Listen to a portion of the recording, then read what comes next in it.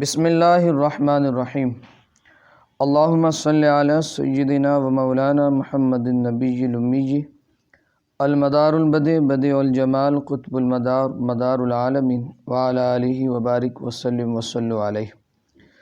رمضان المبارک کے عشرے کے وظائف کے حوالے سے ہمارا سلسلہ جاری و ساری ہے۔ پچھلے ویڈیو میں ہم نے پہلے عشرہ کے حوالے سے عشرہ جو ہے رحمت کے حوالے سے وظائف بیان کیے۔ اب جو سیکنڈ عشرہ ہے جس کو عشرہ رحمت کہا جاتا ہے، عشرہ مغفرت، عشرہ مغفرت یعنی 11 رمضان سے لے کر 20 رمضان تک ان ایام میں کون سا ایسا وظیفہ، کون سا ایسا ذکر بہتر ہے جو ہم اللہ کی بارگاہ میں کریں۔ اللہ تبارک و تعالیٰ اس کے صدقے ہمارے گناہوں کو معاف فرمائے، ہمارے خطاؤں کو معاف فرمائے اور ہمارے قلب کو، ہمارے دل کو نیکیوں کی طرف مائل فرمائے۔ تو بڑا پیارا اور کمال کا وظیفہ ہے جس کو مختلف بزرگوں نے بیان فرمایا، بالخصوص میرے مرشد کریم نے اس کو بیان فرمایا، صوفی شیخ طارق احمد میاں حضور، جنہوں نے اس کی مختلف فضیلتیں بیان فرمائی۔ بڑے کمال کا وظیفہ ہے کہ یہ بندہ اس آیت، یہ ہے ایک آیت، اللہ قرآن میں فرما رہا ربنا ظلمنا انفسنا وان لم تغفر لنا وترحمنا لنکونن من الخاسرین۔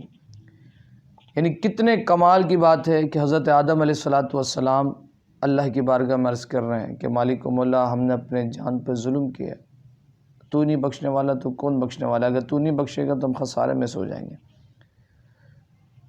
انسان کی کمال اس بات پر ہے کہ وہ اپنے اختیار کو اللہ کی بارگاہ میں سلب کر دے، ختم کر دے۔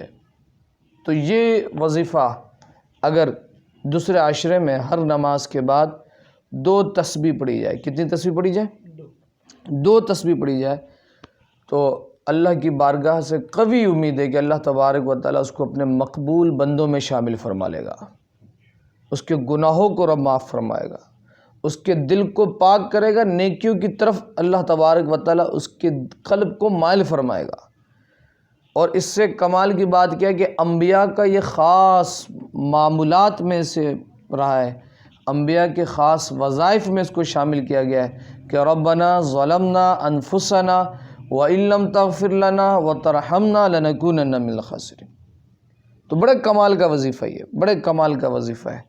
ہمیں چاہیے کہ دوسرے عشرے کے اندر ہم اس وظیفے کو معمول بنائیں، ہر نماز کے بعد 2 تسبیح، فجر کے بعد 2 تسبیح، ظہر کے بعد، عصر کے بعد، مغرب کے بعد، عشاء کے بعد، انشاءاللہ آپ خود اپنے اندر ایک تبدیلی پیدا ہوتے ہوئے دیکھیں گے۔